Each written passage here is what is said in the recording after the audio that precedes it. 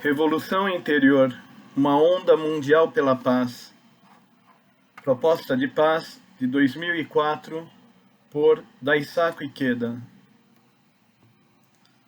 Para comemorar o 29º aniversário de fundação da Soka Gakkai Internacional, SGI, gostaria de fazer algumas propostas para que a humanidade alcance uma era de paz. Nos primeiros anos do século XXI, a sociedade internacional foi perturbada por novas ameaças e por um acirrado debate sobre a melhor maneira de enfrentá-las. Desde os ataques terroristas de 11 de setembro de 2001, nos Estados Unidos, vem ocorrendo uma violência indiscriminada e contínua, causando a morte de inúmeros cidadãos em todo o mundo. Ao mesmo tempo, cresce a preocupação quanto à proliferação das armas nucleares, químicas e de outras armas de destruição em massa. No ano passado, a grande preocupação mundial, embora controvertida, foi a inspeção para determinar até que ponto o Iraque possuía de fato essas armas. Em março, com a opinião mundial dividida entre o uso ou não da força contra o Iraque, cujo governo falhou durante 12 anos em implementar de boa fé as várias resoluções do Conselho de Segurança das Nações Unidas, os Estados Unidos e o Reino Unido decidiram atacar militarmente aquele país. A esmagadora superioridade das forças de coalizão levou ao colapso do regime de Hussein após apenas 21 dias de confronto. Desde então, entretanto, as forças de ocupação e administração dos Estados Unidos e seus aliados, da mesma forma que os escritórios das Nações Unidas, vêm sendo atacados constantemente. Começaram a surgir dúvidas sobre a reconstrução do Iraque e a estabilidade do Oriente Médio.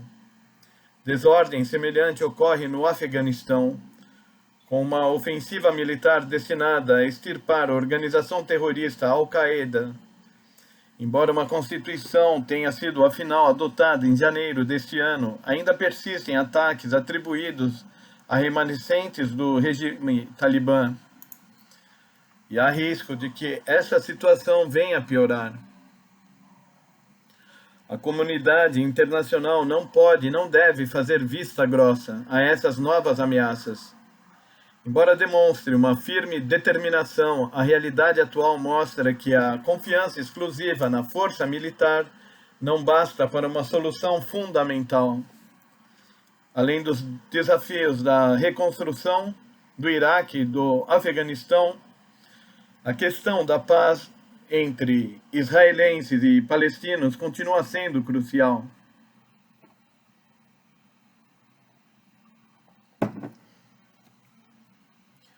Por outro lado, é inquietante o programa de desenvolvimento de armas nucleares da Coreia do Norte. As perspectivas para todas essas questões permanecem sombrias. Junto à ameaça concreta da guerra, é preciso distinguir o impacto que esse perigo causa no coração e na mente das pessoas de todo o mundo. O fracasso da ação militar, que não criou uma clara perspectiva de paz, deixa a humanidade ferida pela impotência e o medo. Algumas vezes, o impasse pode ser resolvido pelo poder militar ou outras formas de hard power. No máximo, entretanto, essas ações tratam somente dos sintomas do conflito. Na mesma proporção que plantam novas sementes de ódio nas regiões já abaladas, essas ações aprofundam e fortificam os antagonismos. Esta minha preocupação é também a de muitas pessoas de consciência. Na verdade, essa medonha possibilidade cresce em muitos lugares do mundo. Foi por essa razão que em minhas duas últimas propostas enfatizei a necessidade de que os que possuem e manejam ferramentas de hard power atuem com espírito de autodomínio e moderação. Esse espírito é essencial para que não se aprofunde ainda mais o ódio e a vingança. Ao mesmo tempo, venho clamando por uma resposta única da comunidade internacional que inclua o indispensável uso do soft power.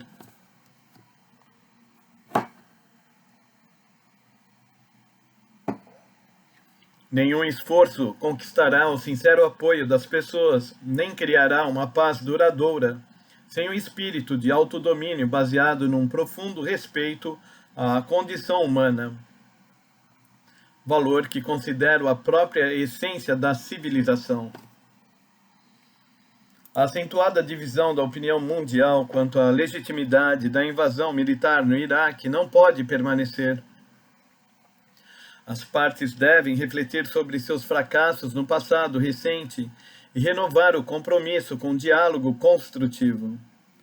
Todos devem se unir na busca de um caminho que conduza não apenas ao tratamento sintomático, mas à cura fundamental.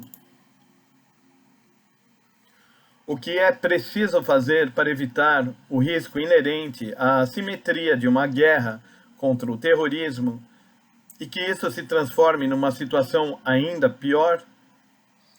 Já que é improvável um autodomínio da parte dos terroristas, seus adversários devem dar prioridade a essa virtude, qualidade que cresce do esforço de considerar e compreender a posição do outro.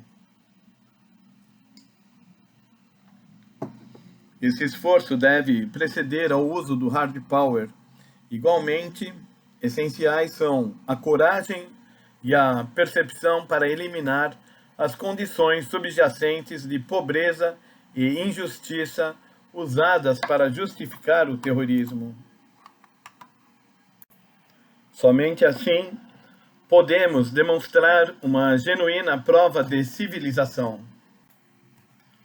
Não basta simplesmente repetir princípios universais como os de que a liberdade e a democracia são frutos da civilização, por exemplo. Nossas palavras precisam estar embasadas no espírito do autodomínio, a boa vontade de aprender com o exemplo dos outros e assim melhorar nosso comportamento. Elas precisam incorporar uma espécie de soft power capaz de persuadir, cooptar em vez de coagir, de acordo com a frase feliz de Joseph Nye, Paradoxo 9, e a menos que sejam ditas de uma forma clara para que possam ser facilmente aceitas pelos cidadãos do mundo, os ideais mais sublimes permanecerão pobres de conteúdo, mera retórica vazia. Esta é uma verdade que eu simplesmente não posso ignorar. Gostaria de considerar agora a questão da paz de uma perspectiva um pouco diferente do ponto de vista político ou mesmo militar. Minhas propostas nos últimos 2 anos tentaram esclarecer uma posição básica a propósito dessas questões. Creio que há uma espécie de podridão enraizada corroendo profundamente a compreensão das pessoas sobre o que nos faz ser humano. Como nos definimos, como nos relacionamos com os outros diferentes de nós. Num mundo preso a ciclos de terrorismo e represálias militares, acredito ser vital usar o bisturi nas raízes corruptas das quais o mal espiritual de nossa era é gerado. Somente reunindo coragem para isso é que seremos capazes de respirar novamente os ares libertadores da esperança. Naturalmente, esta é uma questão que acompanha a história espiritual da humanidade, desde os grandes mestres e pensadores, como Shakyamuni e Sócrates, cujas filosofias de autoconfiança e de autoconhecimento dependiam, em última instância, do engajamento e do diálogo uns com os outros. No entanto, não é minha intenção examinar isso de forma abstrata.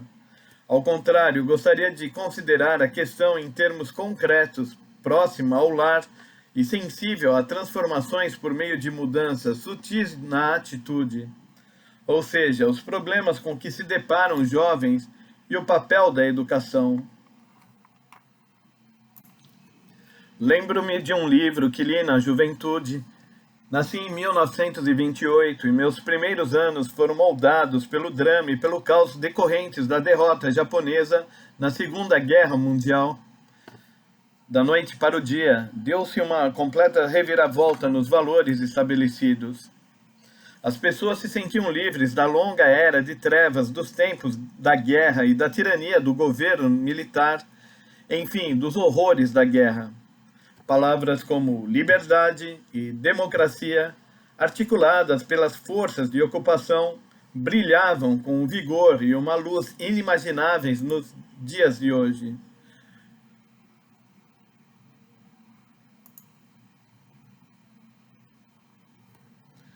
Foi nesse cenário que li Juto Kiritsu, Liberdade e Disciplina, de Kyoyoshi Ikeda, na época professor de literatura inglesa na Universidade Keio. Na década de 1920, ele passou 8 anos estudando numa escola pública inglesa na Universidade de Cambridge, em outras 3 faculdades da Universidade de Heidelberg, na Alemanha. Baseado nessa experiência, ele chegou à conclusão, tão convincentemente retratada em seu livro, de que a apreciação da liberdade necessária a uma democracia saudável não é possível sem um rigoroso treinamento e desenvolvimento pessoal no período crítico da juventude, o que corresponde aos anos de estudo na escola pública inglesa. Sem essa experiência de disciplina, defende ele, a liberdade pode degenerar em uma licenciosidade autoindulgente.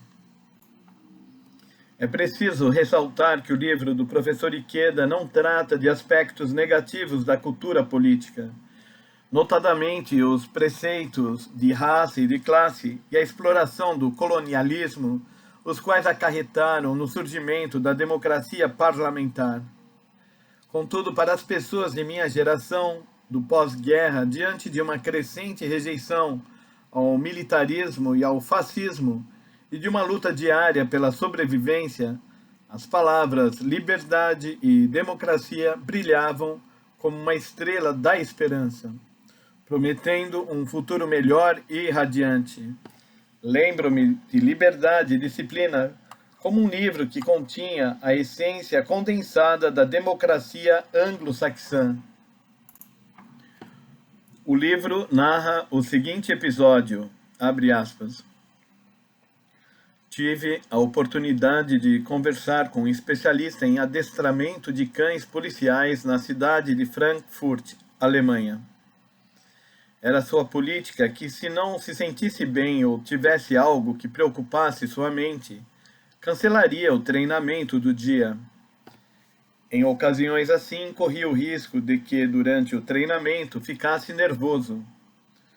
Durante o exercício, pode ser necessário repreender um cão. Algumas vezes é necessário a punição física.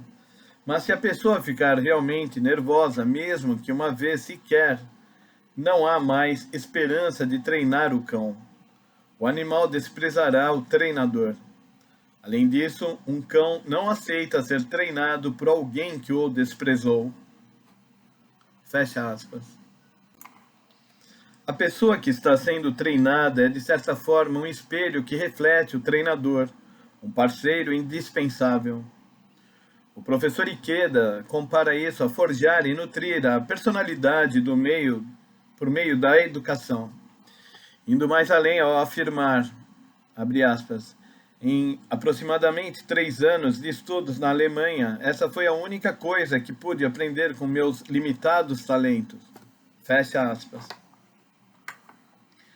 Creio que a razão de me lembrar tão bem desse episódio de um livro que li há tanto tempo é esta.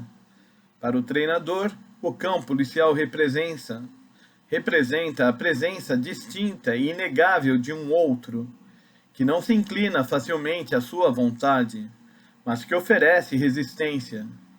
O treinador aprendeu que quando seu autodomínio estava sendo questionado, haveria o perigo de que ele perdesse a habilidade de respeitar o cão como um outro, e o cão, por sua vez, responderia com desprezo. Essa verdade, que se aplica até mesmo na tentativa de treinar um cão policial, aplica-se com maior sutileza e significado no caso das interações entre os seres humanos. depois de ensinar por mais de 20 anos, abre aspas, depois de ensinar por mais de 20 anos, descobri que ainda tenho de dominar este princípio tão evidente. Fecha aspas. As palavras do professor Ikeda devem ser lidas como a confissão franca e honesta de um excelente educador.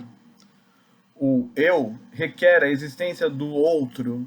Não podemos nos engajar com os outros de forma efetiva e produtiva se carecemos da tensão interior, da vontade e da energia espiritual para guiar nossas emoções, reconhecendo o que nos é diferente e externo, sentindo a resistência que isso oferece, somos inspirados a exercitar o autodomínio que nos traz o prazer da convivência.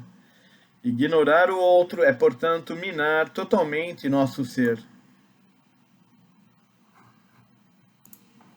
Observando as condições que cercam os jovens no Japão, mais de meio século após o professor Ikeda ter escrito Liberdade e Disciplina, é de se imaginar até que ponto foi concretizado seu anseio por uma atenção saudável na educação. E aqui eu uso o termo educação no sentido mais amplo, não limitado aos seus parâmetros formais, como as escolas, mas incluindo a família e a sociedade como um todo. Nos últimos anos, o comportamento de alguns jovens parece fugir completamente do significado convencional de bom senso e tornou-se um objeto de consternação. Mas as ações desses jovens devem ser vistas como um sintoma da erosão da função educativa da sociedade como um todo, e uma perda grande e constante da tensão espiritual que nasce do encontro entre o eu e o outro.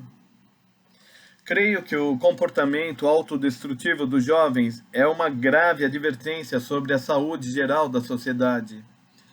A maior sensibilidade dos jovens torna-os mais vulneráveis às toxinas da vida moderna, lembrando os canários que são colocados nas minas de carvão e cujo padecimento indica a presença de gases venenosos.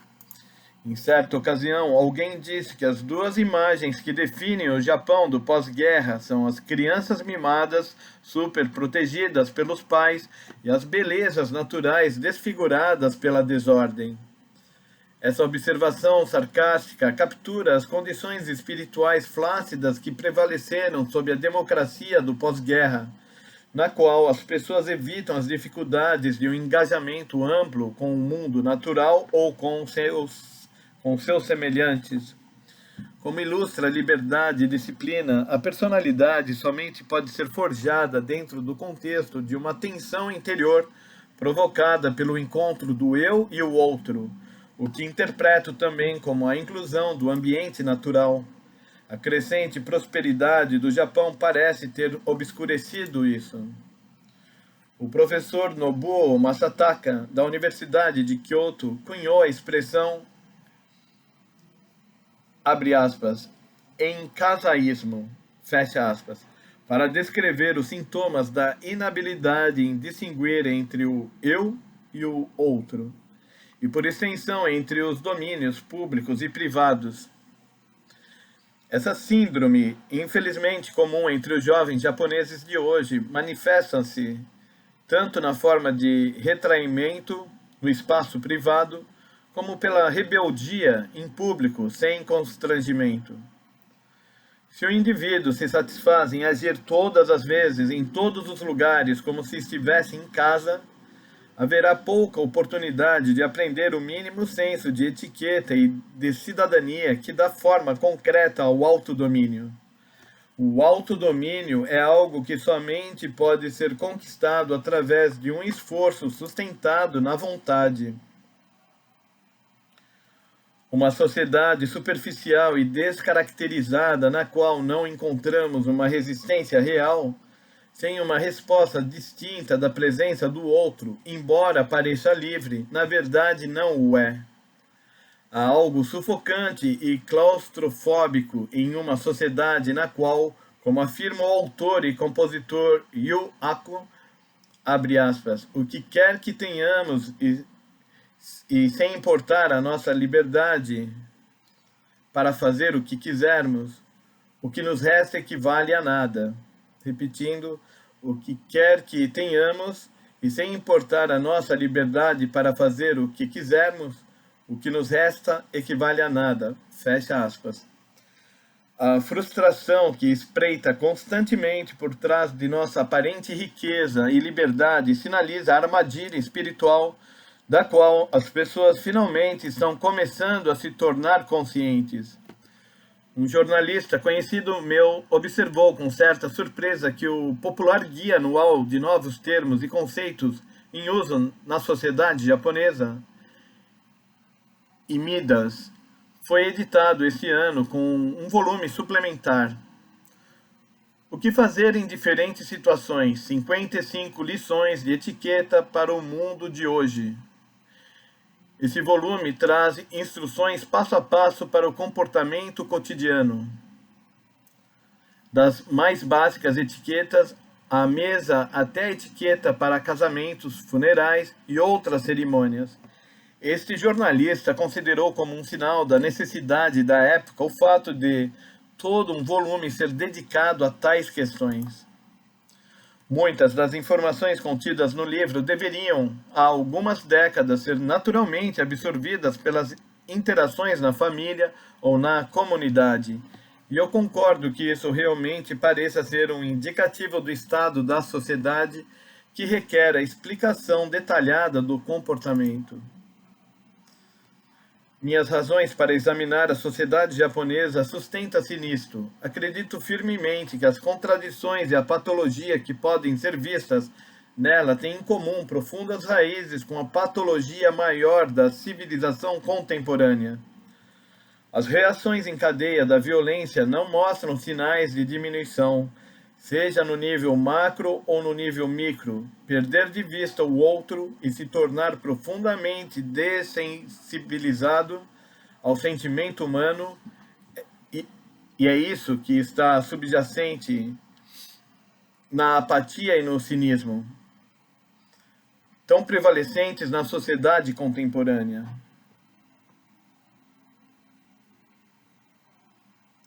Como procurei alertar em minha proposta de 2002, há uma profunda relação entre o mal que vemos infectar o coração de tantos jovens e a indiferença à guerra da era moderna de alta tecnologia.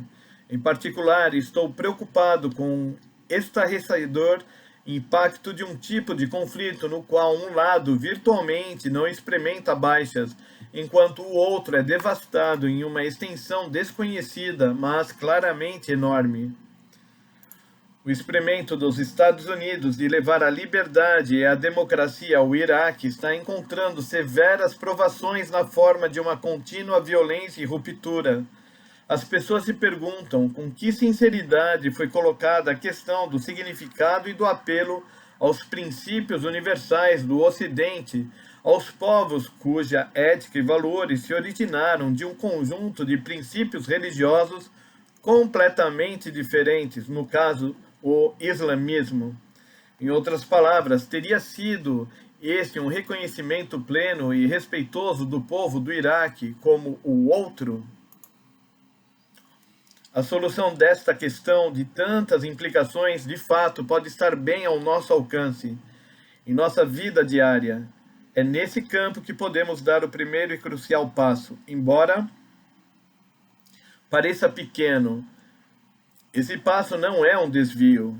Ele realmente faz avançar o grande empreendimento de se redefinir o curso e a direção da civilização. Em março do ano passado, o subsecretário-geral das Nações Unidas, Anwaru Choudhury, foi o palestrante de honra na cerimônia de graduação da Universidade Soka e da Faculdade Feminina Soka. Naquela ocasião, ele comparou a partida dos graduados em suas carreiras com a partida da humanidade na aventura da paz mundial no século XXI. No início deste ano, recebi uma mensagem de Ano Novo de Choudhury, na qual ele ressalta a importância do lar e da família na construção da paz mundial. expressando seu apoio à minha visão de que uma família que interage abertamente com a sociedade produz indivíduos independentes e criativos, capazes de lidar com as dificuldades, ele escreveu, abre aspas, se a mensagem de uma cultura de paz e de valores de tolerância, compreensão e respeito pela diversidade for impressa no espírito das crianças, em tenra idade, por suas famílias, acredito que nas décadas vindouras o mundo experimentará uma mudança distinta para melhor em nossa sociedade assolada pelo conflito e pela violência. Fecha aspas. Essa declaração cresce em importância à luz do fato de que essas são palavras de alguém comprometido a trabalhar pela paz, a partir da perspectiva global das Nações Unidas. Acredito que reflitam a compreensão de Shudrid de que, mesmo que sejam necessárias respostas emergenciais do tipo hard power, a abordagem do soft power que toque o âmago dos seres humanos é suprema, que sem se cultivar a dimensão espiritual, o objetivo da paz duradoura permanecerá distante e que é na família, a menor e talvez a mais antiga comunidade humana, que essa obra crucial deve ser empreendida. De certa forma, acredito que a mesma compreensão reflete-se nas palavras de Katsuhiko Oku, o diplomata japonês que foi morto em cumprimento do dever no Iraque no ano passado. Em uma série de artigos intitulados Irako Dayori, Carta do Iraque, ele descreve os severos desafios que o país enfrenta. Não obstante, ele afirma, abre aspas, há esperança. Ela é encontrada nos olhos brilhantes das crianças. Quando vejo os olhos radiantes das crianças do Iraque, tenho certeza de que as coisas darão certo neste país. Fecha aspas. Em nações assoladas pelo conflito, como o Iraque, a desconfiança e o ódio que enchem os olhos de muitos adultos podem provocar um sentimento de desespero. No entanto, os olhos brilhantes das crianças parecem lançar um raio de esperança nas situações que condensam os aspectos mais difíceis da história humana. É por esta razão que devemos focalizar com renovada determinação a educação em seu sentido mais amplo. Em qualquer lugar e ocasião, os jovens podem ser forjados e seu espírito energizado e estimulado. Lembro-me das palavras de meu mestre, o segundo presidente da Soka Gakkai, Josei Toda, cujo amor ilimitado pelos jovens levou-o a clamar ardentemente. Abre aspas. Nossa luta requer que amemos todos os seres vivos. Mesmo assim, há muitos jovens que não conseguem nem amar seus pais. Como esperar que se preocupem com pessoas totalmente estranhas? Os esforços para superar a frieza e a indiferença em nossa vida e alcançar o mesmo estado de benevolência de um Buda é a essência da revolução humana. Fecha aspas. Amor e benevolência pelos seres humanos é a derradeira mensagem do budismo. Mesmo assim, a benevolência, que é a essência de um amor universal por toda a humanidade, permanecerá vazia, um ideal não concretizado, a menos que possamos dar o primeiro passo, o passo imediato, exemplificado aqui pelo simples ato de amar nossos pais. Abre aspas, cabe sob seus pés, aí você encontrará uma fonte, fecha aspas. Como afirma esse ditado, o esforço diário e consistente para dar um passo, embora pareça insignificante, é de fato o mais importante. Neste sentido, esse único passo, tanto para os pais quanto para os filhos, constrói o alicerce de seus laços afetivos, reconhecendo um ou outro como indivíduos distintos e independentes, interagindo sinceramente com base em sua mútua diversidade. Dessa forma, eles podem fornecer a cada qual uma oportunidade de forjar e nutrir um ao outro. Isso faz do lar um ponto de partida do qual darmos o primeiro passo na comunidade e rumo a um sentido de cidadania. Isso faz do lar um ponto de partida do qual damos o primeiro passo na comunidade e rumo a um sentido de cidadania. O caminho, a partir daí, conduz a valores mais amplos, tais como amor saudável pelos pais e o amor universal por toda a humanidade. O espírito do mundo hoje está retraído e regredindo, quase como numa espécie de derretimento. Isso porque as questões globais da paz devem ser repensadas a partir da perspectiva da realidade imediata de nossa vida. De toda forma, qualquer tentativa para tratar desses problemas maiores que não levam em consideração essas realidades imediatas não se constituirá em uma resposta fundamental.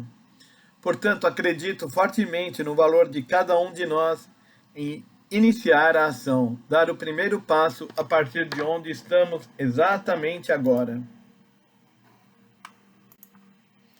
Gostaria agora de examinar a declaração de meu mestre, clamando pela abolição das armas nucleares, divulgada em setembro de 1957. Foi a sua mensagem perene para a humanidade. Na época, a Guerra Fria tornava-se cada vez mais intensa. Os Estados Unidos e a União Soviética lideravam a corrida para conduzir os testes nucleares num esforço desesperado, visando a tornar essas armas cada vez mais eficazes. A declaração de Toda foi divulgada 7 meses antes de seu falecimento, durante uma breve trégua de sua doença. Para escrevê-la, ele reuniu todas as suas forças,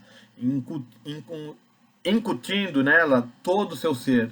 Nessa declaração, ele condena as armas nucleares como um mal absoluto, uma ameaça ao direito coletivo da humanidade de existir, e legou aos jovens a missão de trabalhar pela abolição dessas armas.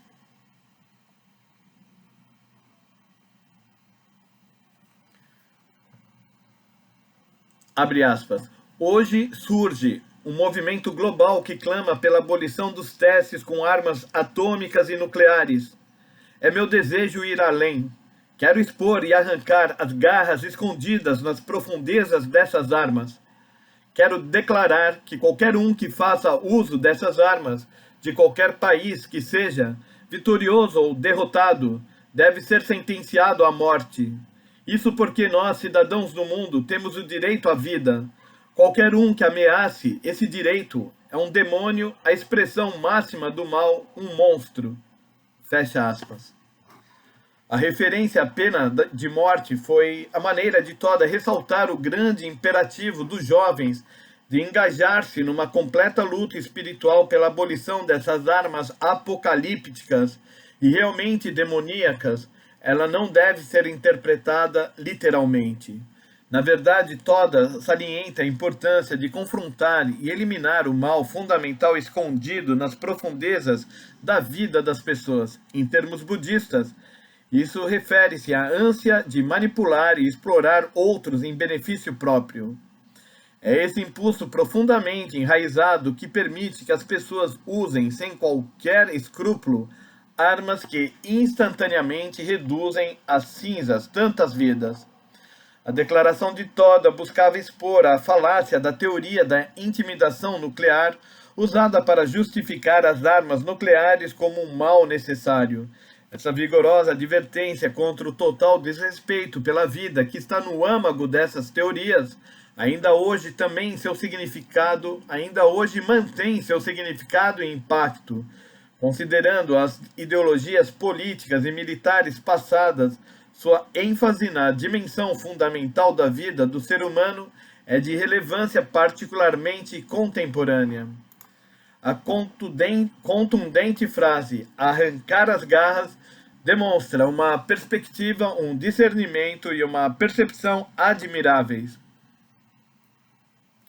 Significa a transformação de nossa vida interiormente do impulso destrutivo em todos nós.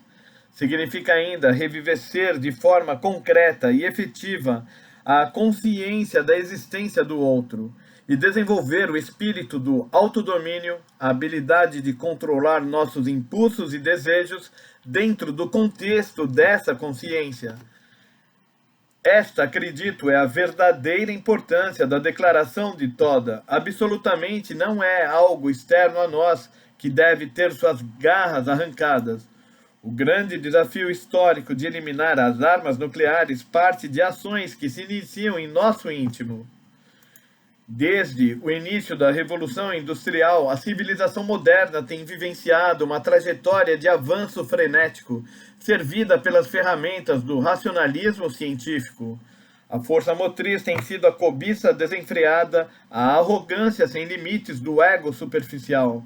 Nada expressa isso tão fortemente do que as armas nucleares, que transformam o direito à vida de todas as pessoas da Terra em refém do domínio e segurança de certos países. Elas são o epítome de uma civilização dedicada a saciar os desejos nascidos da fusão do desenvolvimento tecnológico e dos objetivos militares. Como combater e transformar essa realidade terrível?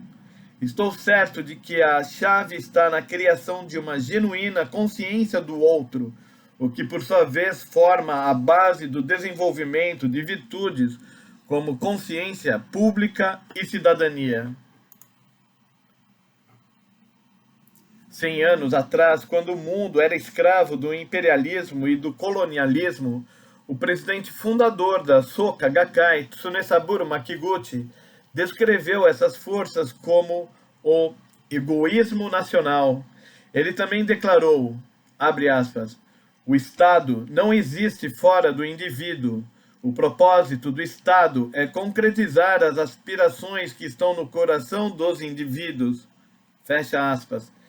Ele afirmou ainda que o objetivo último, tanto da vida do indivíduo quanto do Estado, deve ser o caminho da humanidade ou o humanitarismo, algo que somente pode ser percebido nas ações cujo objetivo não se limita à própria felicidade, mas inclui também a felicidade dos outros.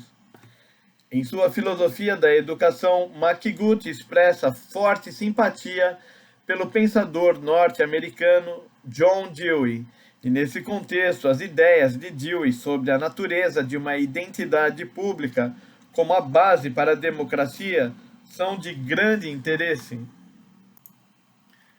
Em The Public and Its Problems, o público e seus problemas, Dewey cita a descrição de W. H. Hudson sobre a vida numa vila em Wiltshire, Inglaterra.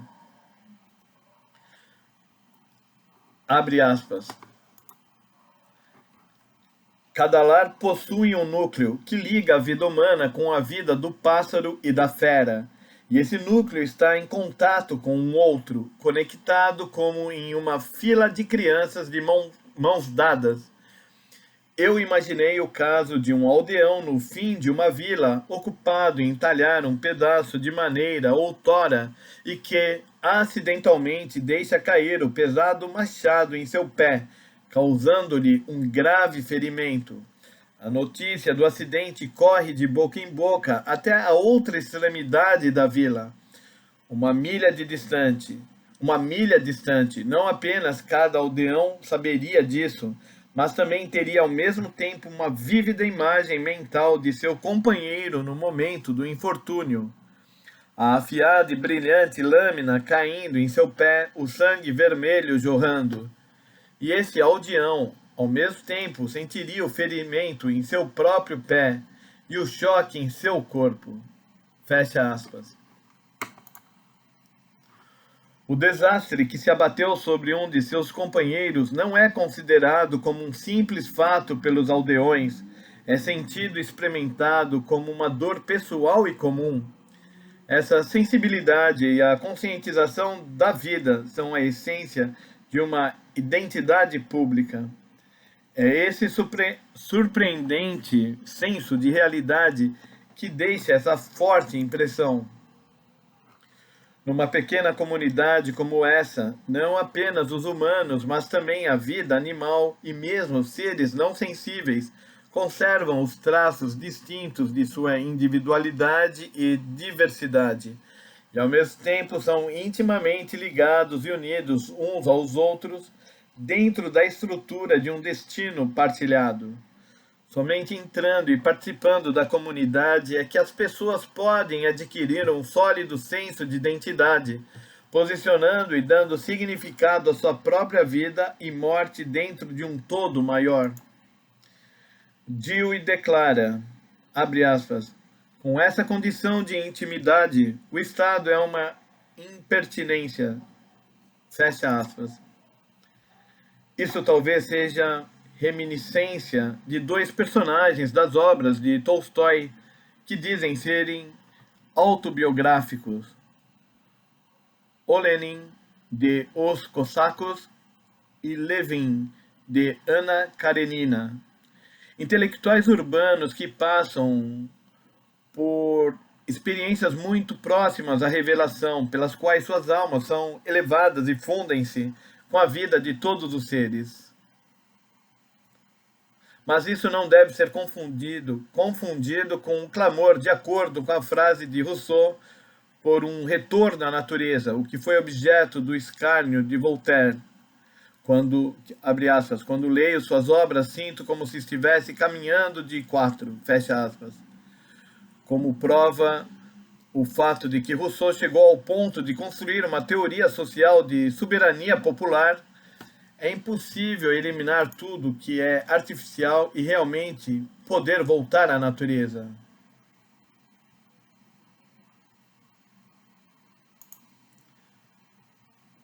O que Dewey examina em seu livro é a natureza da virtude pública e do interesse público nos anos após a Primeira Guerra Mundial, quando as massas começavam a conquistar livre acesso aos processos políticos. Ele lida com a questão de como, num mundo no qual vilas e outras comunidades em menor escala haviam sido desmanteladas no processo de criação do Estado moderno, efetuar a transformação de uma grande sociedade, grande somente em escala, para uma grande comunidade, cujos integrantes identificam-se como membros de um público. Como indica Dewey, é difícil, se não impossível, criar essa grande comunidade na falta de alguns meios para preservar e transmitir a essência do sentido de identidade, base da virtude pública e do interesse público nas pequenas comunidades. Dewey acreditava que os meios de comunicação de massa tinham um papel central na formação da grande comunidade. Receio, entretanto, que isso tenha pouca importância para responder se de fato os meios de comunicação desempenharam esse papel plena ou adequadamente nos anos em que ele expôs essas ideias. Embora a responsabilidade quanto a isso não possa ser deixada inteiramente aos meios de comunicação, acredito que uma indiferença cínica pelos outros tornou-se muito mais difundida hoje do que era em sua época. O desafio que Dewey definiu para nós permanece distante e, para piorar o problema, foi percebido por nossa era de forma equivocada. Realmente, isso ainda foi acelerado pelas duas maiores correntes de nossa era, a globalização e a virtualização, as tendências interconectadas que estão direcionando as sociedades pós-industriais.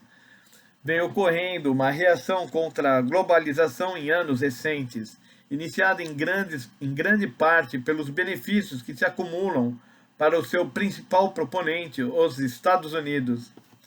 A propagação e a penetração das redes de informação, por outro lado, não mostram sinais de diminuição, mas ainda é muito cedo para se fazer um balanço final dos benefícios e dos malefícios, dos aspectos positivos e negativos desse complexo e abrangente fenômeno. Mesmo assim, a representação virtual da realidade está claramente no âmago da sociedade de informação. E são as implicações disso que eu gostaria de examinar a seguir. Uma tecnologia de informação rapidamente envolvente é a herdeira dos valores centrais da modernização e usa o apelo da conveniência e da eficiência, tanto para saciar quanto para estimular o desejo.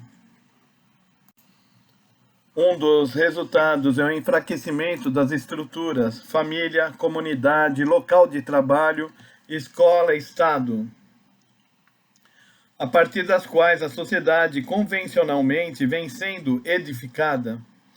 As distâncias físicas que separam as pessoas perderam significado com a criação das redes globais.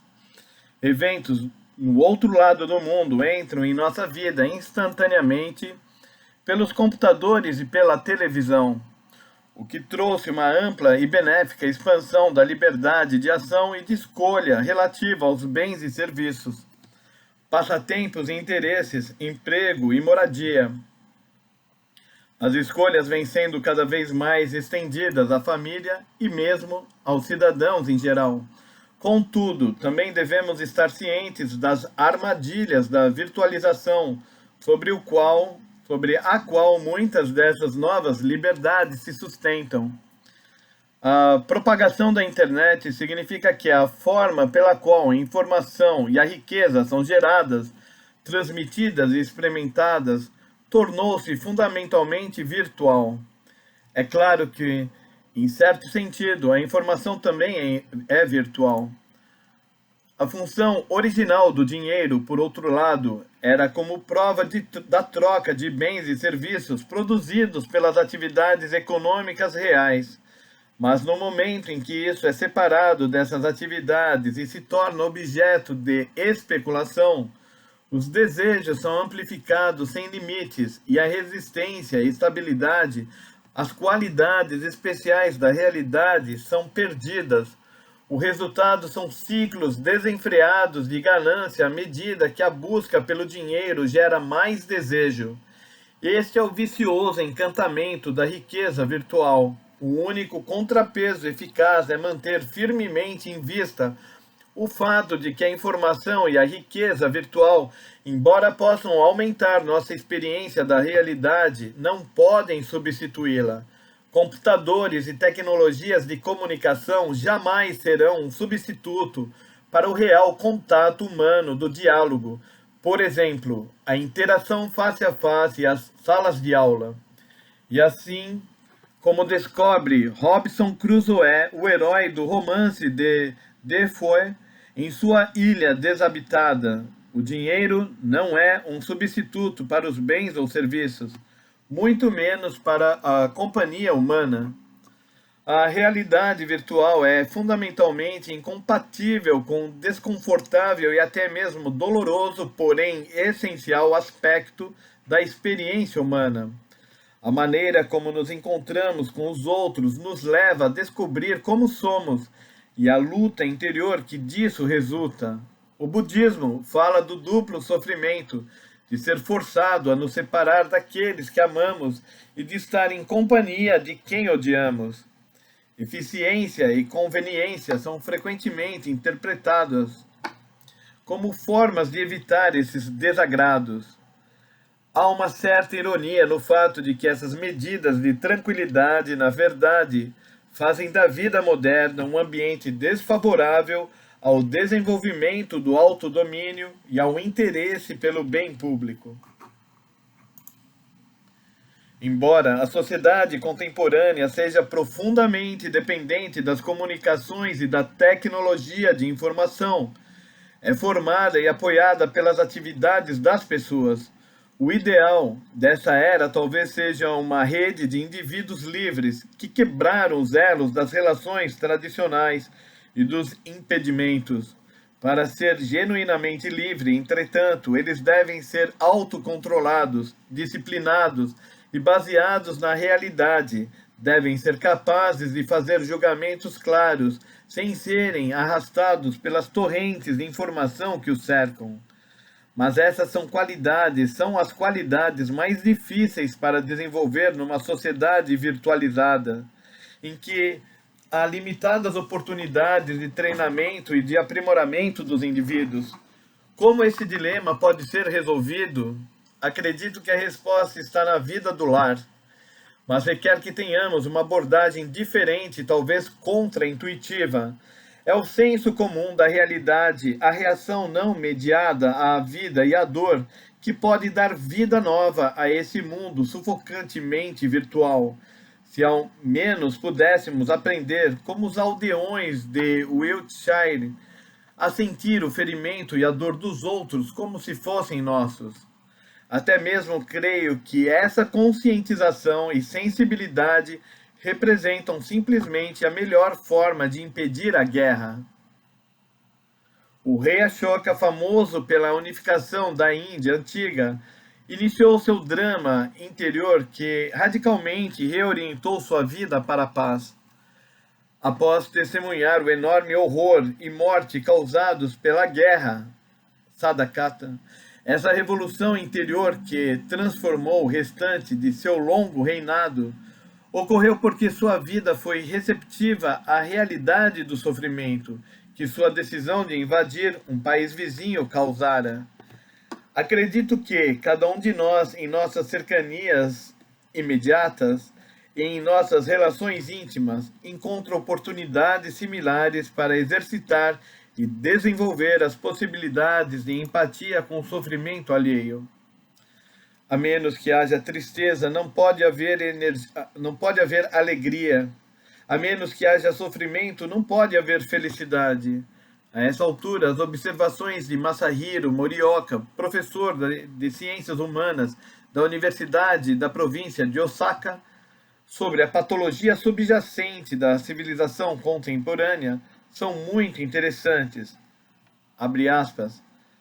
A civilização sem dor, escreve ele, não é permeada pelas estruturas e mecanismos destinados a possibilitar que as pessoas evitem o sofrimento e busquem o prazer, pois essa espécie de civilização é tão obcecada em evitar a dor, explica ele, que ela realmente nos rouba a possibilidade de experimentar as alegrias da própria vida.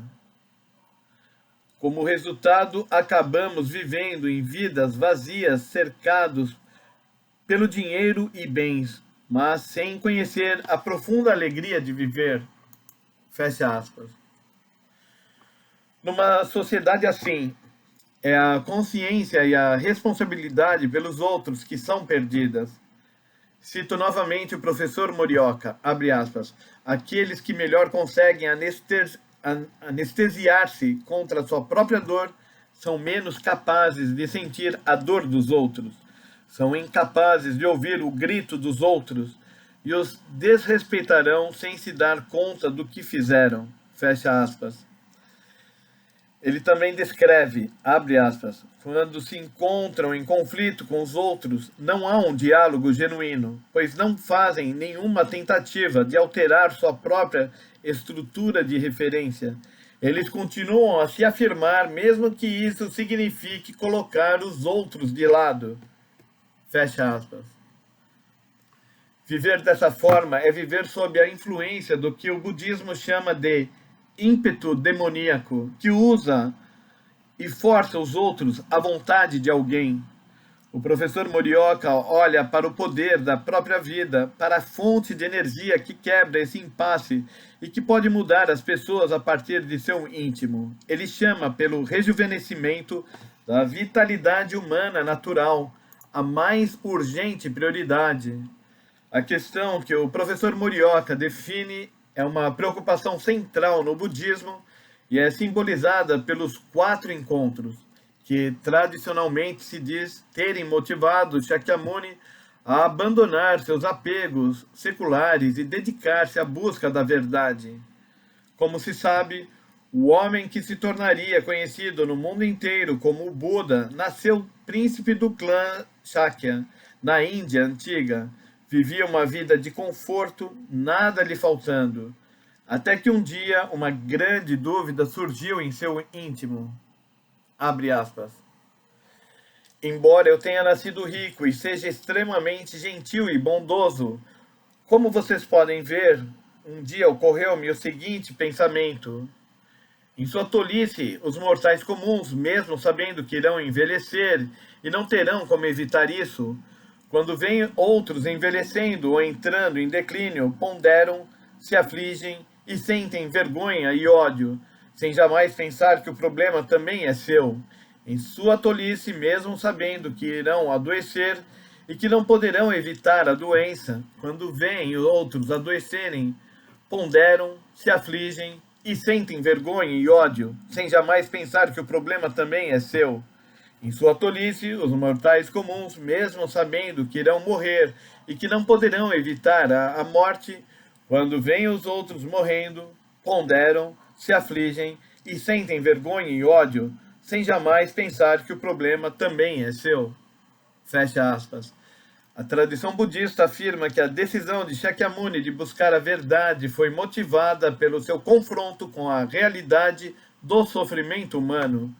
Os 4 sofrimentos do nascimento, da velhice, da doença e da morte, intrínsecos à vida humana. Para Shakyamuni, isso significava não apenas o impacto direto desses sofrimentos na vida das pessoas, mas, e talvez em um nível ainda mais fundamental, a indiferença, a arrogância e a consciência discriminatória profundamente arraigadas que nos impede de sentir a dor do outro como se fosse nossa. Isso é o que nos adverte a repetição da frase, sem jamais pensar que o problema também é seu. Assim, o ponto de partida para a visão de mundo budista é a insistência de Shakyamuni de que a verdadeira felicidade, a alegria que brota das profundezas da vida, somente pode ser sentida quando resistimos ao impulso de nos afastar do sofrimento alheio e, em vez disso, desafiamos como se a dor fosse nossa.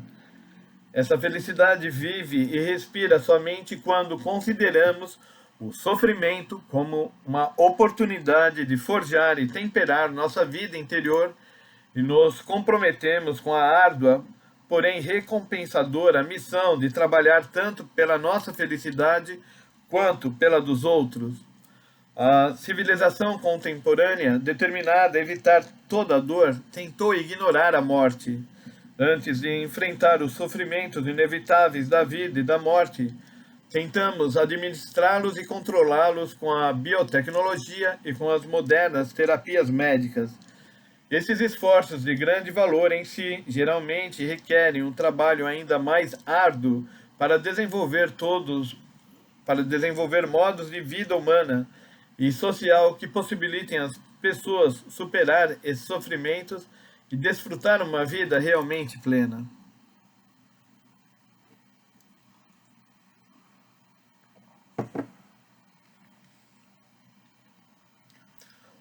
Ao desviar seus olhos da morte, nossa civilização tenta externalizá-la, tornando-a problema de outro, deixando as pessoas indiferentes à dor e ao sofrimento dos outros. Não posso deixar de pensar que o afastamento coletivo da humanidade do confronto pessoal com a morte enfraqueceu fundamentalmente as restrições contra a violência. O resultado foi a carnificina em massa de 2 guerras mundiais e incontáveis conflitos regionais que fizeram do século passado uma era de mega-morte. Este é o significado mais profundo do clamor de Toda pela abolição das armas nucleares e sua determinação de arrancar as garras das forças que as criaram. As armas nucleares são a manifestação mais medonha de uma civilização que trata a morte como um problema do outro, condenando-as em termos os mais fortes possíveis. Toda estava apontando para os aspectos mais sombrios da civilização moderna, a fim de transformá-los. Assim como não há infelicidade que seja rigorosamente restringida aos outros, não podemos guardar ou manter a felicidade só para nós. Temos o desafio e a oportunidade de superar nosso egoísmo, de nos reconhecer nos outros, assim como sentir os outros em nós e de experimentar a mais plena realização enquanto nos iluminamos mutuamente com o brilho interior de nossas vidas. É para esse desafio que os membros da SGI, como praticantes do budismo, estão determinados a se erguer. Gostaria de expor algumas medidas específicas para a construção de uma sociedade global de paz e coexistência. Enquanto avançamos em direção a 2005, um ano de múltiplos significados que marca o 60º aniversário do fim da Segunda Guerra Mundial, o lançamento das bombas atômicas de Hiroshima e Nagasaki e o estabelecimento das Nações Unidas. Gostaria de apresentar propostas em 3 áreas. 1. O fortalecimento e a reforma das Nações Unidas. 2. O desarmamento nuclear e os avanços nas ações para a abolição. 3. A expansão e o aumento da segurança humana.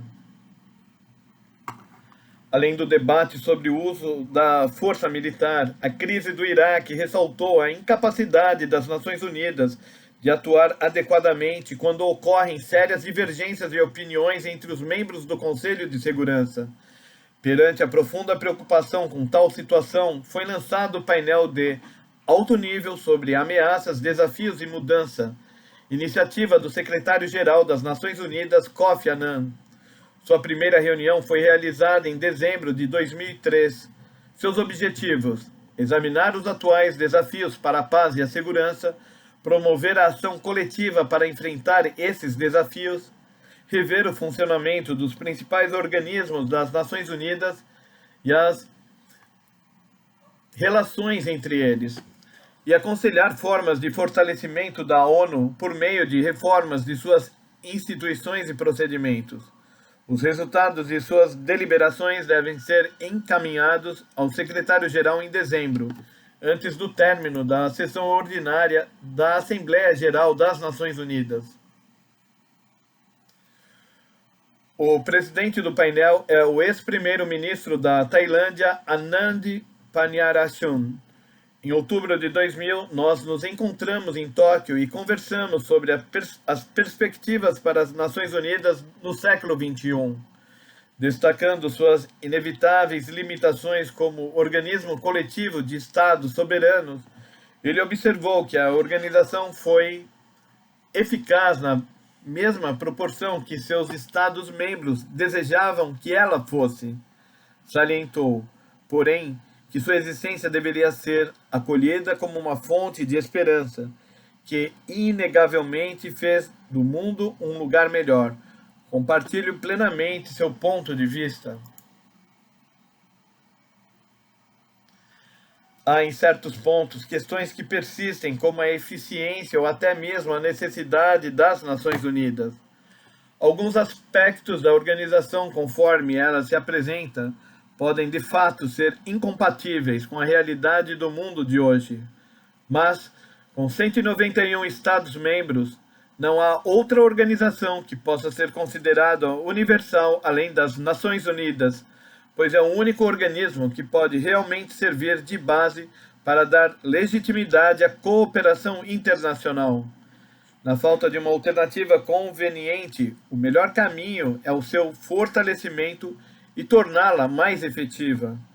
A SGI tem procurado fazer isso criando um movimento popular de apoio às Nações Unidas em escala global. Para aprender realmente as lições da crise do Iraque, serão necessários novos sistemas e procedimentos, aplicados sempre que a comunidade internacional enfrentar decisões difíceis. Mas, quaisquer que sejam, fica claro que as Nações Unidas devem continuar a ser o pivô da solidariedade internacional.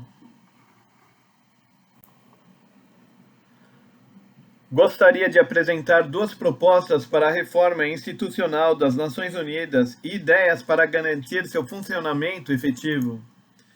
Primeiro, a autoridade da Assembleia Geral necessita ser ampliada como centro do esforço para fortalecer as Nações Unidas. A Carta das Nações Unidas atribui ao Conselho de Segurança a responsabilidade fundamental de manter a paz e a segurança internacionais. É o único órgão cujas decisões comprometem legalmente os Estados-membros, artigos 24 e 25. Na realidade, entretanto, o poder de veto garantido somente aos 5 membros permanentes impedem o Conselho de cumprir suas funções quando um acordo não é atingido. A fim de superar as limitações do Conselho de Segurança, é essencial atribuir poder à Assembleia Geral, fortalecendo tanto suas estruturas como seus sistemas. A Carta das Nações Unidas estabelece que a responsabilidade da Assembleia Geral pela manutenção da paz e segurança internacionais está subordinada ao Conselho de Segurança. Mas como um fórum global para o diálogo aberto a todos os Estados-membros, a Assembleia Geral representa exclusivamente a opinião de cada um de seus membros. Existe um órgão com o poder de convocar a Assembleia Geral em sessão especial em caráter de urgência e fazer recomendações aos Estados-membros quando o Conselho de Segurança deixa de cumprir sua responsabilidade fundamental em virtude, por exemplo, do exercício do veto. Esse processo foi estabelecido pela Resolução União pela Paz, adotada pela Assembleia Geral em 1950, que permite que sessões especiais de urgência sejam convocadas pelo voto de qualquer um dos 9 membros do Conselho de Segurança, ou pela maioria dos Estados-membros das Nações Unidas. No século XXI, as Nações Unidas devem ter a capacidade de representar e refletir plenamente as opiniões da comunidade internacional, buscando meios apropriados para resolver os problemas. A prática de realizar sessões especiais da Assembleia Geral em caráter de urgência deve ser encorajada e diretrizes devem ser estabelecidas para que suas deliberações retornem ao Conselho de Segurança, particularmente quando houver impasse em decisões que exigem obediência. Isso fornecerá uma base mais ampla para tomar decisões difíceis, necessárias para tratar novos tipos de ameaças à paz surgidas em anos recentes. Em dezembro de 2003, a Assembleia Geral adotou por unanimidade uma resolução exigindo medidas para aumentar a eficiência e a efetividade da organização e para elevar o nível de sua visibilidade de forma que suas decisões tenham mais impacto. A força e a autoridade das Nações Unidas se encontram em sua capacidade para criar o consenso dentro da comunidade internacional. Embora medidas contra ameaças à paz e à segurança devam ser efetivas, é ainda mais importante que sejam vistas com legitimidade base do soft power. Minha segunda proposta para a reforma institucional refere-se à necessidade de coordenar e integrar estratégias e atividades das agências das Nações Unidas que promovam diferentes formas de apoio a pessoas e sociedades envolvidas em conflitos violentos. Isso deve abranger todo o processo, desde o início do conflito até as atividades de criação da paz. Recentemente, a interrupção de atividades de auxílio em situações de conflito tem criado sérios problemas. A necessidade de eliminar essas falhas é salientada em Segurança Humana, já. Relatório conclusivo do Comitê de Segurança Humana, editado em maio de 2003. Consta do relatório, abre aspas, é preciso coordenar as atividades do grande número de participantes das ações de ajuda humanitária, preocupados apenas em proteger as pessoas, em vez de seguir um planejamento mais abrangente. Fecha aspas. Esse relatório também defende que todos os participantes devem trabalhar sob uma liderança unificada pelas necessidades das pessoas e das sociedades atormentadas pelos conflitos. Abre aspas. A responsabilidade de proteger as pessoas envolvidas no conflito deve ser complementada pela responsabilidade de reconstrução, particularmente depois de uma intervenção militar internacional. A medida do sucesso não está no fim do conflito, mas na qualidade da paz alcançada. Fecha aspas. Há uma necessidade cada vez mais urgente de desenvolver uma estrutura abrangente para atividades de auxílio exigidas por conflitos de natureza ainda mais complexa. Acredito que deve ser criado dentro das Nações Unidas um órgão que assuma, em tais casos, uma liderança internacional efetiva. Especificamente, o Conselho de Curadoria, que teve suspensas suas operações, poderia ser reconstituído como um Conselho de Reabilitação da Paz e assumir essa responsabilidade. Isso se baseia em uma ideia que discuti em minha proposta de 1995, quando sugeri que fosse atribuído ao Conselho de Curadoria o novo papel de proteger a diversidade étnica e cultural nas áreas de conflito, trabalhando em conjunto com o Alto Comissariado para Refugiados e o Alto Comissariado para os Direitos Humanos. Incorporando algumas dessas funções, esse Conselho de Reabilitação da Paz poderia, como responsabilidade principal, promover e coordenar as atividades de ajuda humanitária em todo o seu raio de ação para edificar a paz após o conflito. Enquanto conduz suas funções, deve manter comunicação contínua com todos os países afetados. Além disso, para assegurar um nível elevado de transparência e credibilidade, convém apresentar a todas as partes interessadas relatos regulares dos progressos. O engajamento e o apoio das pessoas são essenciais para fortalecer as Nações Unidas, tão importante quanto os esforços dos Estados-membros. Já faz tempo que o organismo mundial vem resistindo às restrições financeiras. Ainda assim, não falta com o apoio que lhe é solicitado. É claro que alguns progressos foram conquistados. O painel de personalidades ilustres sobre as relações das Nações Unidas e a sociedade civil, por exemplo, foi formado em fevereiro de 2003, liderado pelo ex-presidente do Brasil, Fernando Henrique Cardoso, e comprometido com a abertura, transparência e o processo consultivo. Empenha-se em propor medidas que tornem mais significativas a interação entre a sociedade civil e as Nações Unidas. Recebo com satisfação essas conquistas e acredito que elas possam ser ainda mais incentivadas por um Fórum Popular das Nações Unidas, uma reunião de representantes da sociedade civil e das ONGs. Talvez por ocasião do 60º aniversário do estabelecimento das Nações Unidas em 2005. Dando continuidade ao trabalho do Fórum do Milênio das ONGs, realizado em 2000, isso ajudaria a fortalecer a capacidade das Nações Unidas de contribuir para edificar a paz numa nova era da humanidade.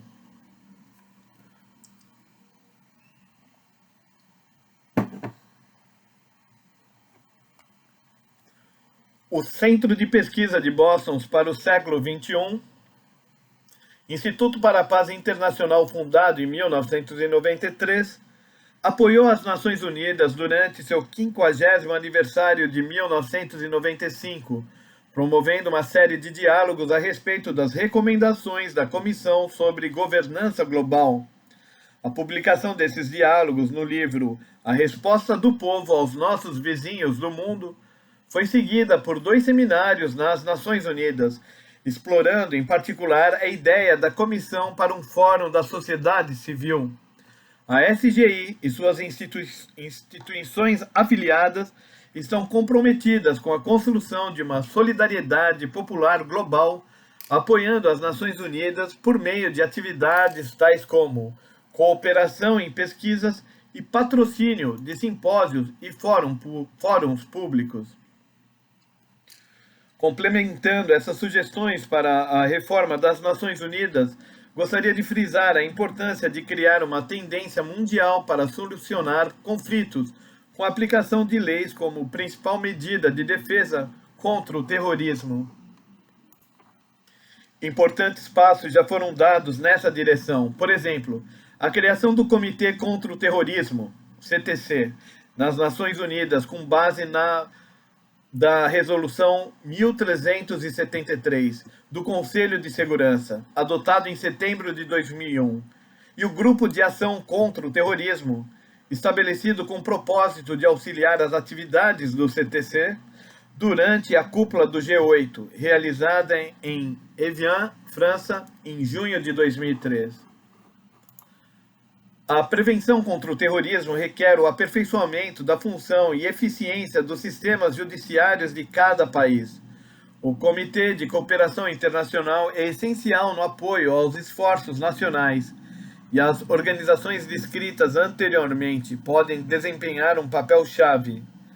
É extremamente importante criar, por meio de uma rede de cooperação internacional e com ênfase em medidas preventivas, as condições em que o terrorismo é evitado e eliminado.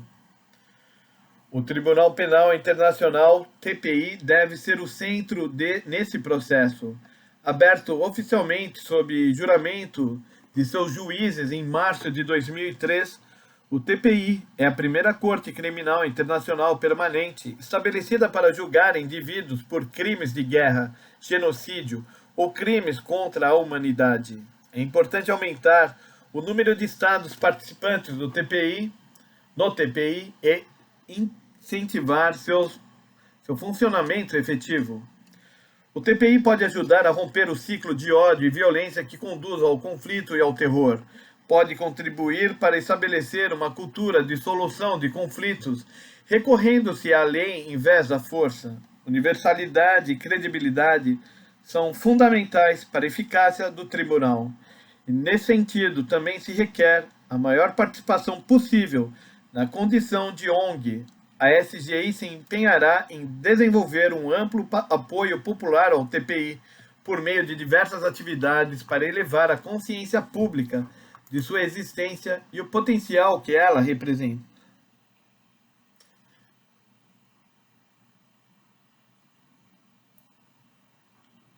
Logo após o chocante ataque terrorista à sede das Nações Unidas em Bagdá, em agosto de 2003, o Conselho de Segurança adotou uma resolução condenando duramente o terror contra equipes de ajuda humanitária das Nações Unidas em zonas de conflito, identificando esses atos como crimes de guerra.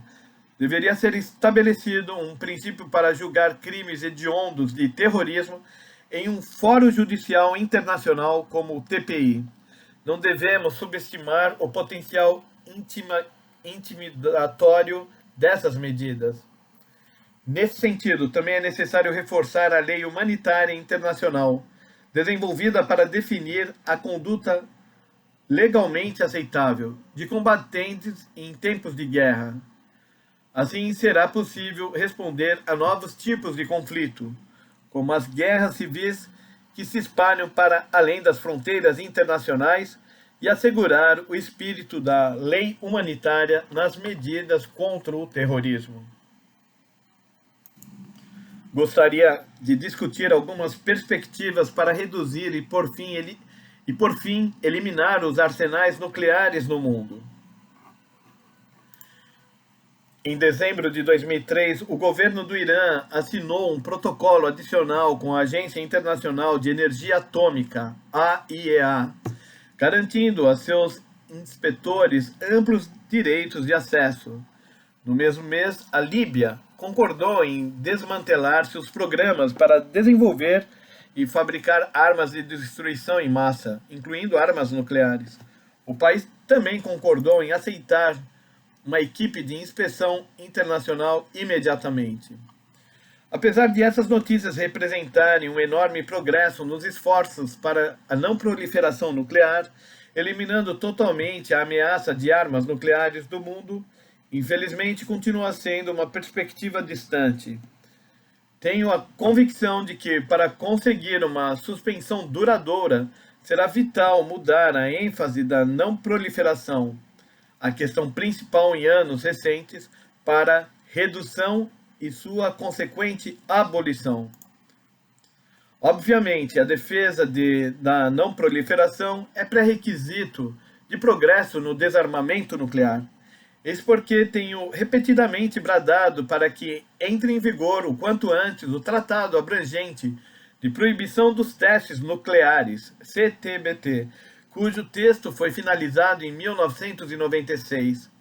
Um sistema de monitoramento internacional está sendo desenvolvido sob o regime de verificação do CTBT.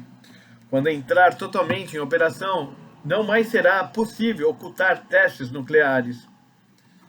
Mais de 7 anos se passaram desde que o CTBT foi adotado.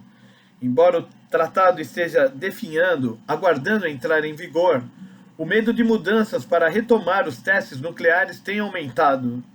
No ano passado, por exemplo, o governo norte-americano distribuiu fundos para a pesquisa de armas nucleares de pequeno porte e de alto poder penetrante.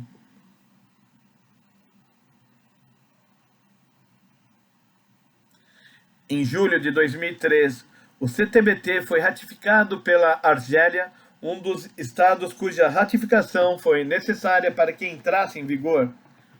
A opinião pública internacional deve ser mobilizada para garantir que os 12 países restantes, incluindo os Estados Unidos, ratifiquem o tratado o mais rápido possível.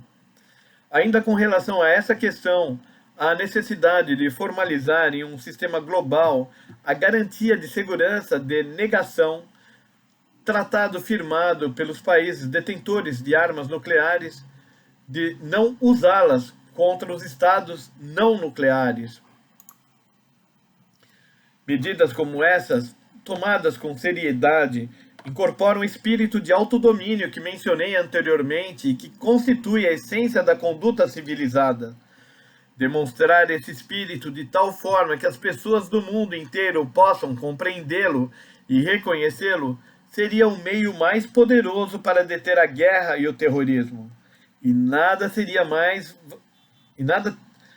de mais valia para criar um sistema estável para a não proliferação e aumentar a credibilidade e a eficácia dos tratados de desarmamento nuclear do que os países detentores de armas nucleares confirmar seu compromisso de longa data com o desarmamento.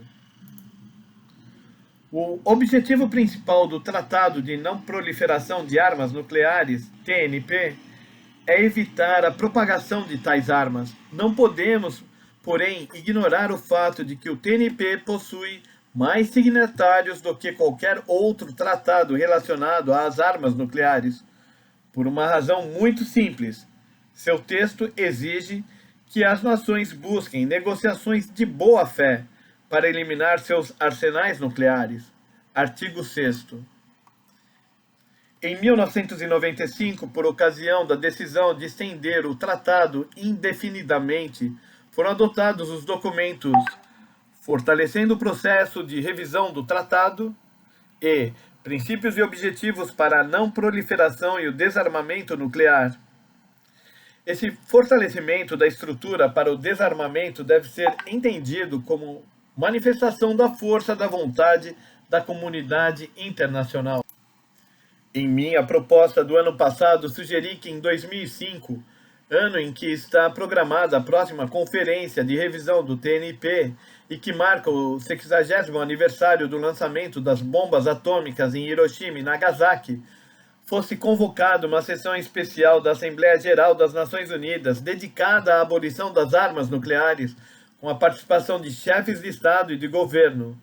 Clamei também por uma discussão sobre a formação de uma nova agência especializada dentro das Nações Unidas para tratar de questões de desarmamento nuclear.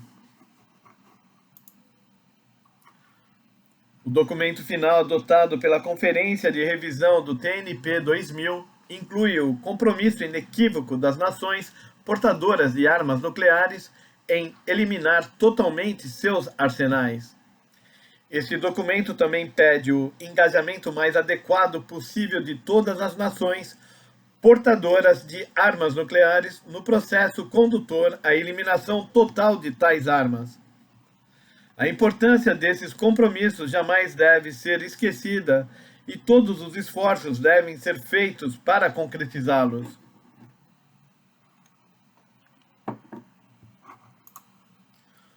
O primeiro passo deve ser dado pelos 5 estados declarados portadores de armas nucleares, que são também 5 membros permanentes do Conselho de Segurança, cumprindo suas responsabilidades com todas as partes do TNP iniciando as negociações de boa-fé para chegar ao desarmamento nuclear.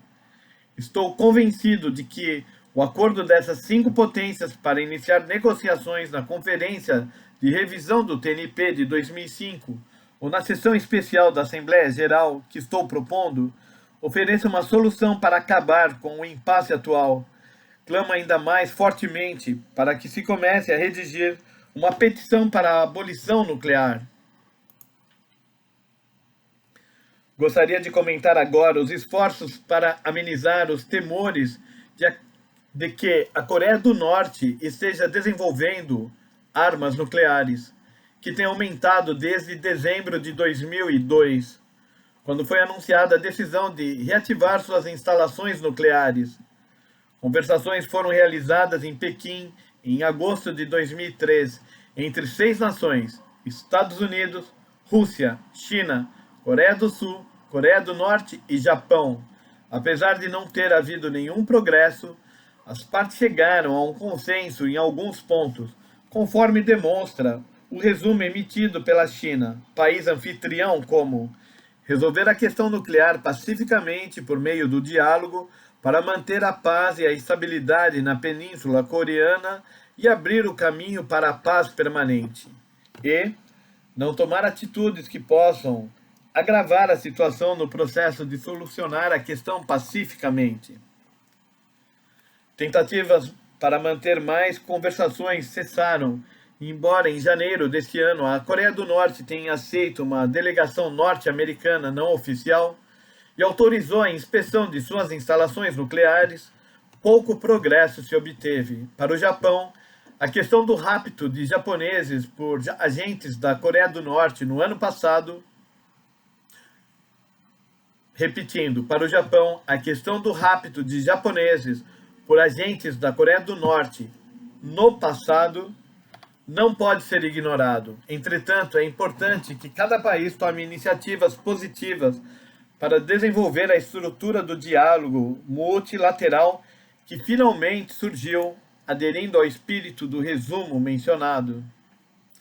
De minha parte, enquanto espero pelo breve início do segundo tempo das conversações entre as 6 partes, acho que devemos criar uma estrutura formal para essas conversações, como um veículo forte para medidas edificadoras de confiança na Península Coreana e no Nordeste Asiático. Como um objetivo de longo prazo, devemos criar um organismo regional, uma união do Nordeste Asiático, com o objetivo imediato de criar ali uma zona livre de armas nucleares.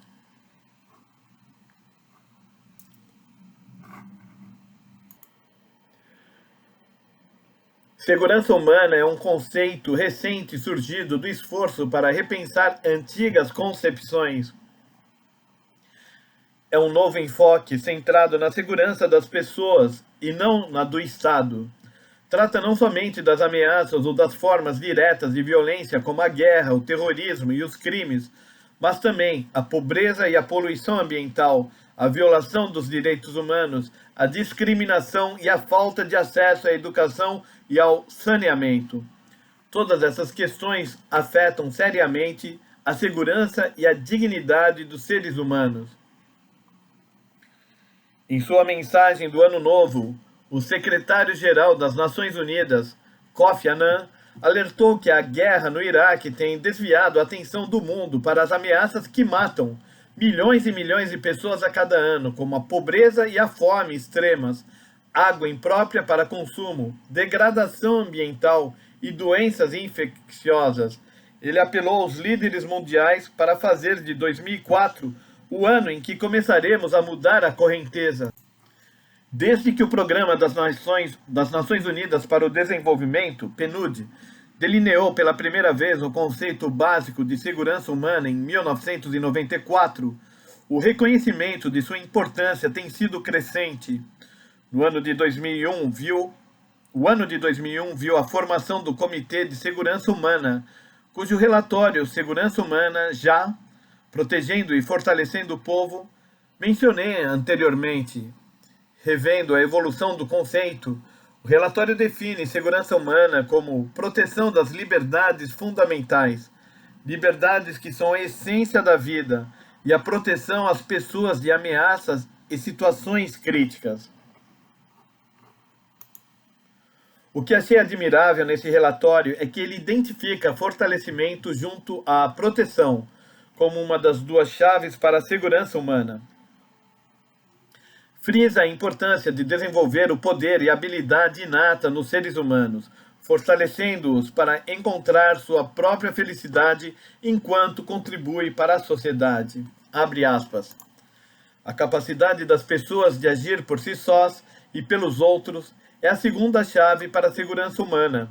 Fortalecer essa capacidade diferencia a segurança humana da segurança do Estado, do trabalho humanitário e até mesmo do trabalho de desenvolvimento. O fortalecimento é importante porque as pessoas desenvolvem seu próprio potencial como indivíduos e como comunidades. Fecha aspas. Isto corresponde à minha convicção de que os esforços para criar algo de valor novo e positivo dentro da sociedade, com ações pelo bem dos outros, formam a base indestrutível da paz.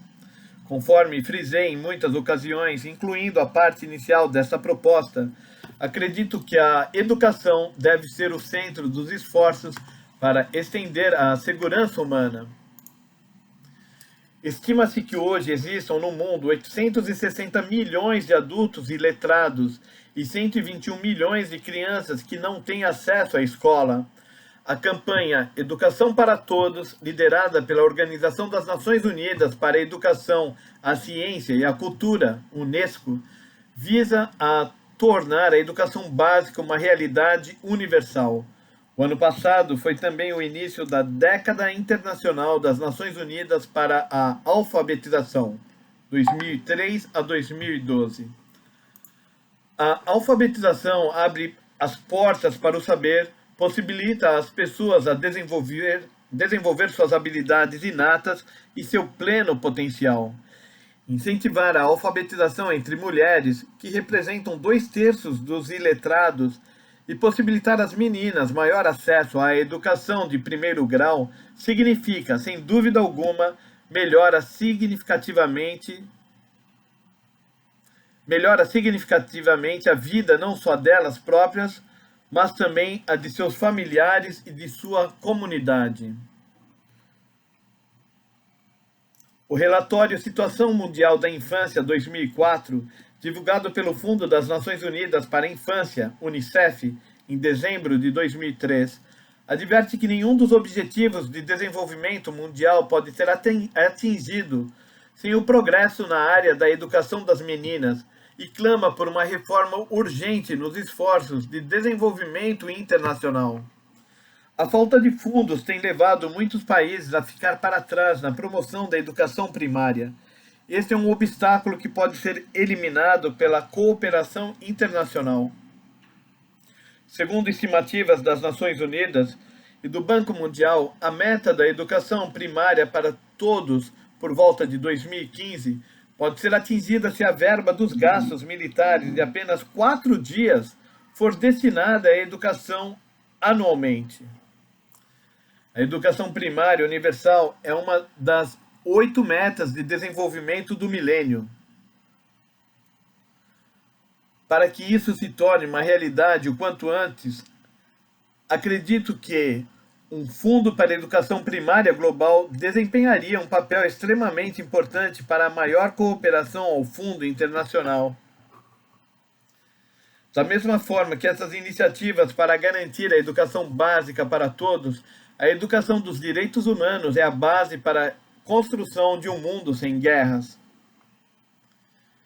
Meu amigo e coautor, o falecido Norman Cousins, escreveu em seu livro Human Options, Opções Humanas, abre aspas, a indiferença em relação à dor e ao sofrimento humano é indício mais claro da falha na educação, fecha aspas.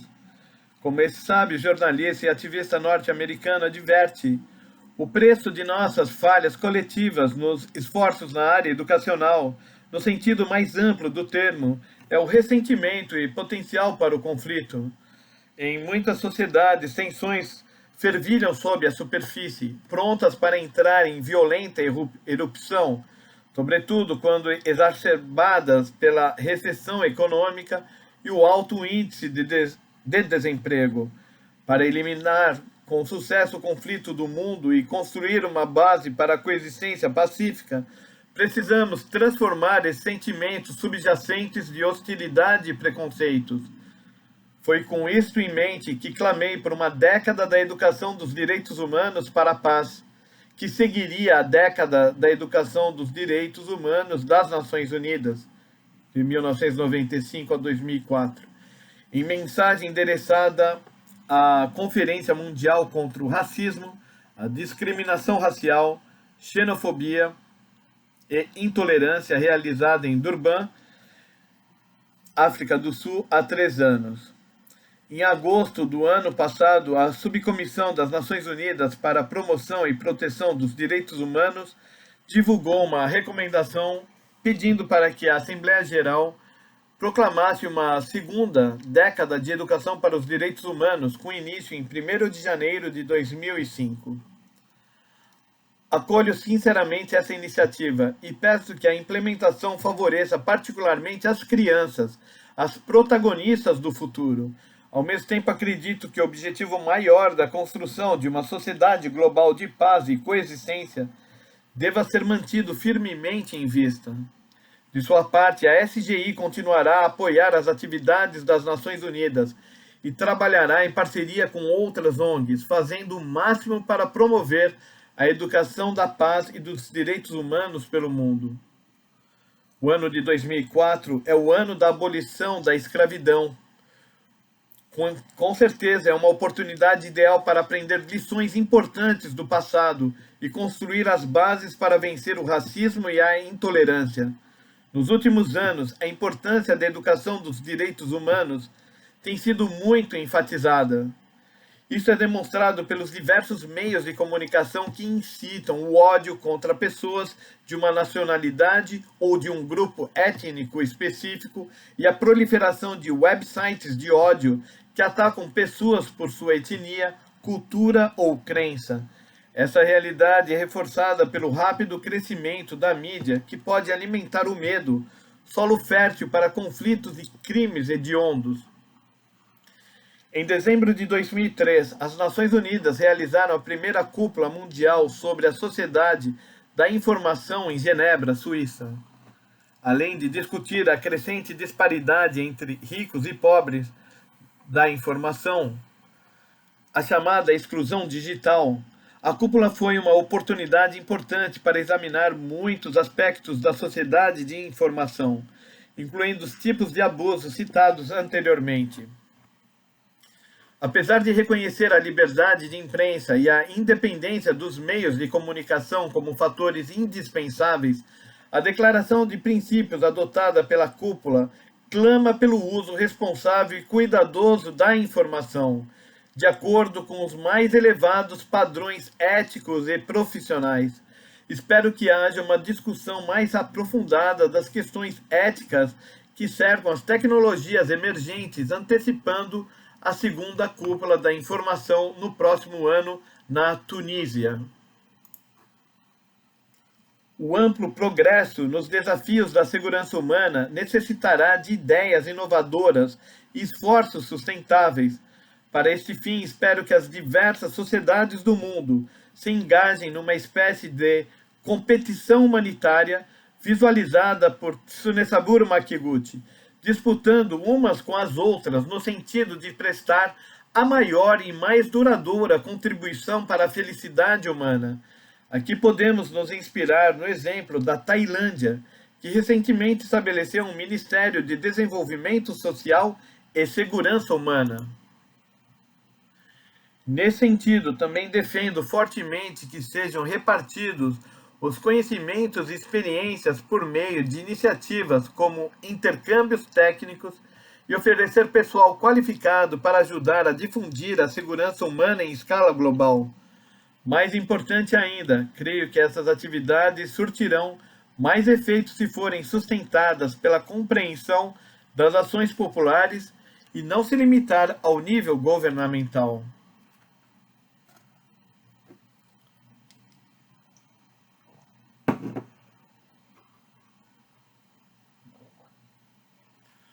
Uma base fundamental para essa ação é a oportunidade de aprender sobre questões que o mundo enfrenta, de uma forma que possibilite as pessoas preocuparem-se com elas como se fosse uma questão pessoal. Esforços para educar e capacitar as pessoas no nível básico podem impulsionar ondas de mudança sem limites. Com base nessa crença, a SGI tem organizado exposições e outras atividades de informação pública para apoiar as campanhas das Nações Unidas pelos Direitos Humanos e Desarmamento, além de conferências internacionais como as da Cúpula da Terra.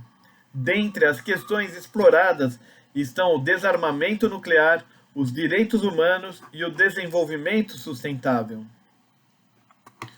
No ano passado, como parte de nosso programa de Educação para a Paz, uma exposição sobre a vida e as ideias de Linus Pauling, Prêmio Nobel da Paz e da Química, foi organizada na sede da Unesco, em Paris, e na sede europeia das Nações Unidas, em Genebra.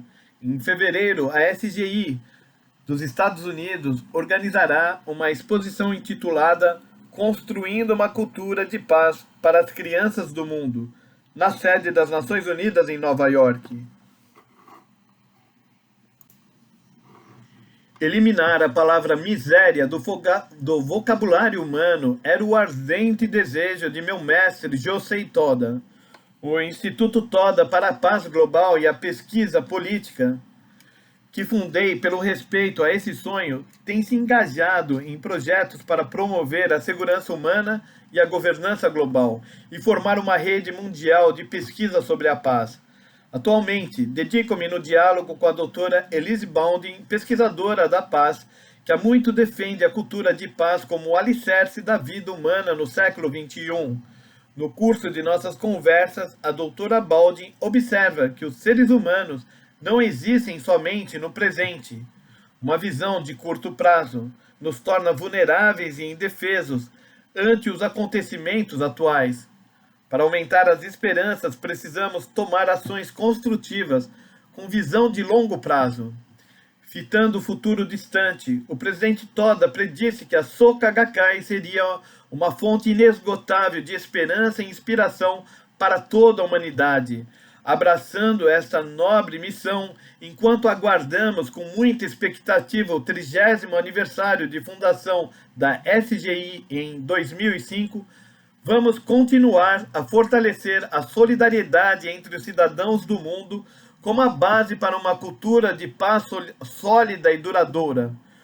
O poder do povo, pelo povo e para o povo, indivíduos que tomam iniciativas para evidenciar seu infinito potencial enquanto contribuem para a sociedade, é a base do movimento da Revolução Humana defendido pela SGI. Em janeiro de 1975, quando pessoas do mundo inteiro se reuniram para fundar a SGI, conclamei a essa assembleia tão diversa: em vez de almejar o florescimento próprio, devotem-se a plantar as sementes da paz pelo mundo inteiro. Prometo-me que também farei o mesmo. Minha convicção permanece firme até os dias de hoje. A paz não é um conceito abstrato e remoto de nossa vida diária. É uma questão de como cada um de nós planta e cultiva as sementes da paz em nosso mundo real, em nosso cotidiano, nas profundezas de nosso ser e por toda a nossa vida. Tenho certeza de que nisso se encontra o caminho mais seguro para a paz duradoura.